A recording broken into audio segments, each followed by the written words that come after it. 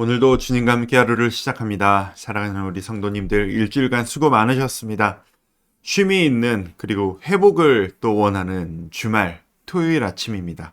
하나님께서 여러분에게 일주일간 수고하셨던 우리 모든 가족들의 삶에 하나님께서 여유와 평안과 쉼과 회복을 가득하게 부어주시기를 바랍니다. 그리고 오늘도 일하시고 바쁘게 지내셔야 하는 모든 성도님들도 주님과 똑같은 하나님이 주시는 힘으로 승리하며 오늘 하루 살아가시기를 소망합니다. 오늘 하루도 함께 힘을 내시죠. 하나님께서 우리와 함께 하실 것입니다.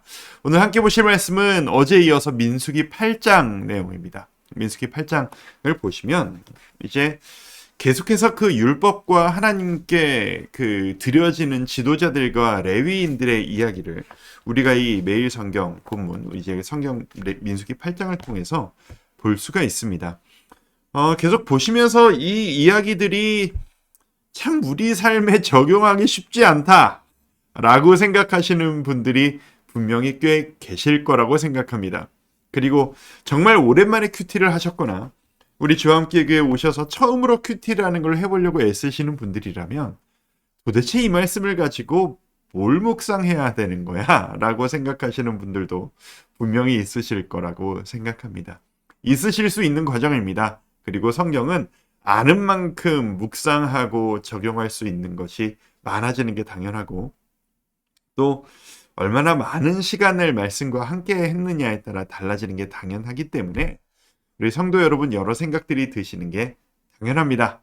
그럼에도 불구하고 그냥 이 말씀은 나랑은 좀 안 맞아, 안 와다 라고 그냥 보내버리기에는 하루하루의 말씀들이 너무 아깝습니다. 그래서 오늘 제가 했던 묵상들을 나누면서 우리 성도님들이 이 말씀이 오늘 우리의 삶에 좀 어떻게 연결되어질 수 있을까? 아, 저런 식으로 좀 묵상을 할 수 있구나 라고 하는 하나의 예로서 저의 묵상을 좀 나눠볼까 합니다. 일단 설명을 좀 드리도록 할까요? 오늘 말씀을 보면 저도 이제 내용들을 이렇게 많이 적는 편인데 이렇게 많이 적는 편인데 오늘은 좀 노트에다가 바로 적으면서 정리를 좀 한번 해봤어요. 한 번에 읽으니까 저도 내용이 잘 정리가 안 되더라고요. 그래서 쭉 읽으면서 이런 식으로 정리했습니다. 여러 이야기들이 나오는데 오늘 본문의 핵심은 바로 이것일 것입니다. 자, 5절, 6절. 여호와께서 모세에게 말씀하여 이르시되 이스라엘 자손 중에서 레위인을 데려다가 정결하게 하라.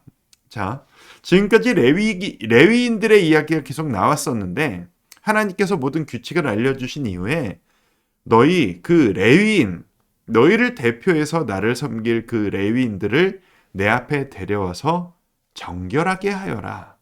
무슨 의미냐면 이 레위인들을 하나님 앞에 드리는 그 봉헌식 같은 그런 이제 의식을 갖는 거예요.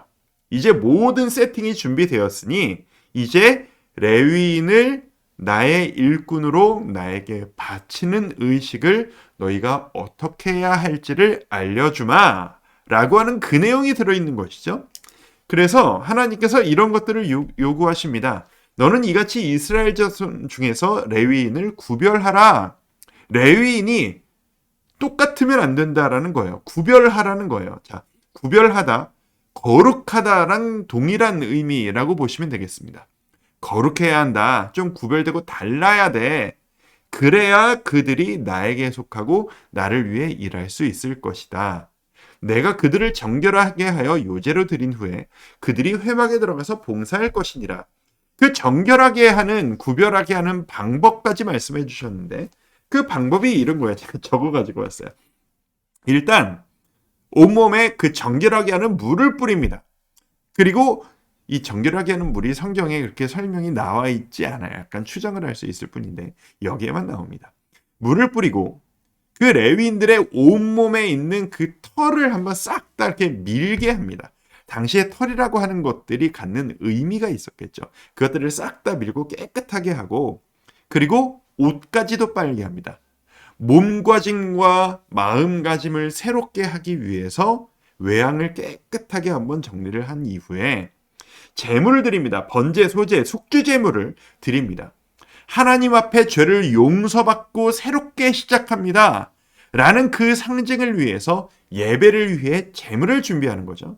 세 번째로 이 레위인들을 온 백성들을 모아놓고 그 앞에 세웁니다.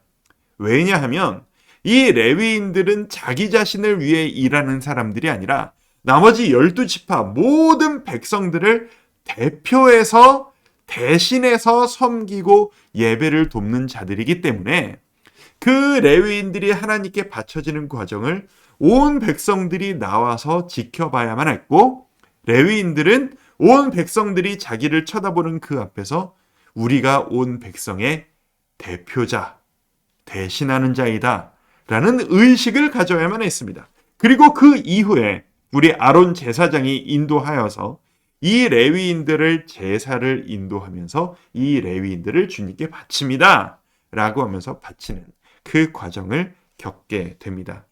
이것들을 하면 그들이 내게 속할 것이라, 너희가 이렇게 하면은 이 레위인이 나에게 속하게 될 것이고 그들은 나를 위해서 그리고 백성들을 위해서 봉사하게 될 것이다 라고 하는 것이죠.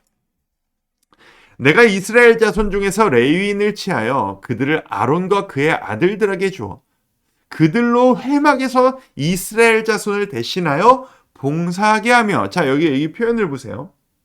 레위인들이 그냥 일하는 게 아니라 이스라엘 자손을 대신하여 봉사하고 이스라엘 자손을 위하여 속죄하게 예배를 돕게 하였나니, 자 여기에서 이 레위인들의 정체성이 드러납니다. 우리의 유익을 위해 일하는 자들이 아니에요. 자기 자신의 유익을 위해 일하는 자가 아니에요. 온 백성들을 대표하여 백성들을 위하여 예배를 섬기고 예배를 인도하고 봉사하는 자들, 그들이 바로 레위인이다. 그 과정을 이렇게 쭉 적어주신 겁니다. 자, 여러분들 이 말씀을 보시면서 어떤 생각들이 드셨는지 모르겠어요. 이 이야기가 좀 거룩하고 이렇게 좀 의미 있는 시간이라는 건 알겠습니다. 근데 우리는 예수님의 십자가 이후에 더 이상 제사도 드리지 않고 이런 형식 더 이상 중요하지 않고 레위인이라고 하는 존재도 우리 가운데 존재하지 않고, 우리는 이게 내 삶에 어떤 식으로 적용이 돼야 되죠? 이렇게 길게 적어주신 것이라면 오늘날의 나에게도 너희가 이걸 가지고 생각을 해봐 라고 하는 하나님의 뜻이 있으시다는 것을 분명히 알 수는 있겠는데 그게 도대체 뭘까요? 말이죠. 제가 이 말씀을 가지고 계속 읽고 또 읽고 또 읽고 하다가, 이건 정말 솔직한 이야기인데 이런 생각을 해봤습니다. 이 제사의식이 얼마나 매력적으로 그들에게 다가갔을까? 이들은 이게 가슴 뛰는 과정이었을까? 부담스러운 과정이었을까? 행복한 과정이었을까? 이런 상상을 막 하다가, 지금 나는 이렇게 하나님 앞에 드려지는 이 레위인들을 보면서 나는 이들이 지금 부러운가? 하나도 안 부러운가? 이런 생각을 한번 해보게 됐어요. 자, 여러분들께 한번 질문 드리죠. 우리 성도 여러분, 오늘 이 레위인들이 하나님 앞에 바쳐지는 이 이야기를 보시면서 여러분들은 이 레위인들이 부러우세요? 하나도 안 부러우세요? 아니면 나랑 상관없는 이야기 같으세요? 이런 생각을 하다 보니 이 결론에 다다르게 됐습니다. 내가 지금 레위인들을 부러워하느냐 아니냐에 따라서 내가 지금 하나님과 함께하고 하나님을 위해 봉사하고 헌신할 수 있는 기회를 얼마나 소중히 여기고 있는지가 스스로 판별이 되겠구나 라는 생각이 드는 거예요. 자, 이 구조를 다른 대상으로 한번 여러분 바꿔볼까요? 하나님을 위해 하나님의 백성이 되어 하나님의 앞에서 백성들 앞에 봉사하는 중간자가 아니라 하나님을 다른 존재로 한번 바꿔볼까요? 자, 어떤 게 있을까요? 여러분이 정말 좋아하시는 스포츠팀이라고 해보시죠. 남자 성도님들. 내가 정말 좋아하는 스포츠팀을 위해서 가까이 그들 앞에서 그들에게 봉사하고 팬들을 위해 봉사하는 이 중간 자리. 라면 여러분 어떻게 다가올 것 같으세요? 이 스포츠 이 팀을 사랑하는 만큼 내 돈을 주고서라도 나도 그런 거 한번 자원봉사 한번 해봤으면 좋겠다라고 하실 분들 꽤 있으실걸요? 연예인이라면 어떻겠습니까? 연예인을 좋아하고 뭐 가수, 연기자, 뭐 어떤 그런 사람들을 좋아하시는 우리 젊은 분들, 내가 어떤 연예인 팬클럽에 있어서 그 연예인과 직접 만나 그들과 함께 하면서 이 팬들을 위해서 자원봉사할 수 있는 그 자리, 이 연예인을 가까이 이 사람을 위해서 봉사할 수 있다면 나는 내 시간과 돈과 모든 것을 다 줘서 나는 할 수 있어. 라는 사람들이 얼마나 많은가요? 이게 내가 좋아하는 정치인일 수도 있고, 내가 좋아하는 어떤 일이라도 될 수 있을 것 같습니다. 제가 확신하게 됐어요. 내가 누구에게 가까이 다가가서 봉사하고 내 삶을 드릴 수 있다는 것에 내 마음이 가슴이 뛰느냐 안 뛰느냐는 내가 이 대상을 얼마나 사랑하느냐와 직결되는 문제라는 걸 말이죠. 저 스스로 점검하게 되더군요. 아, 내가 하나님을 이 정도로 생각하고 있구나. 주님과 함께 그분의 얼굴 앞에서 누구보다도 하나님과 함께하며 누구보다도 예배 자리에 함께하며 이 백성들을 위해 이 일을 할 수 있다라는 것이 내 마음에 이 정도로 다가오는구나. 이게 곧 내가 하나님을 가슴 뛰게 사랑하는 수준 정도로구나. 라고 말입니다. 여러분은 어떠십니까? 여러분, 주님과 누구보다 가까이 계시면서 주님을 위해 그리고 성도들을 위해 봉사할 수 있는 자리가 있으시다면 여러분은 기쁘게 그 자리를 사모하며 나아가실 수 있으시겠습니까? 어떤 의미에선 바로 그 마음이 내가 주님을 사랑하는 정도를 판별할 수 있는 기준이 될 수 있을지도 모르겠습니다. 우리 모두가 이 레위인과 같은 자리를 사모하며 나아갈 수 있다면 얼마나 좋겠습니까? 상상하건대 이 제사장 앞에 아론 제사장과 함께 제사를 드리며 구별되어지며 하나님 앞에 나는 레위인이다. 나는 하나님을 위해 내 인생을 드리며 봉사할 것이다. 라고 처음 나아갔던 이 레위인들은 가슴이 뛰고 영광스러웠을 것입니다. 우리도 우리의 삶의 영역에서 그 영광스러움을 느낄 수 있다면 참 좋을 것 같습니다. 그게 교회가 될 수도 있고 여러분의 공동체일 수도 있고 여러분의 가정에서 그런 기회를 맞이하실 수도 있을 것입니다.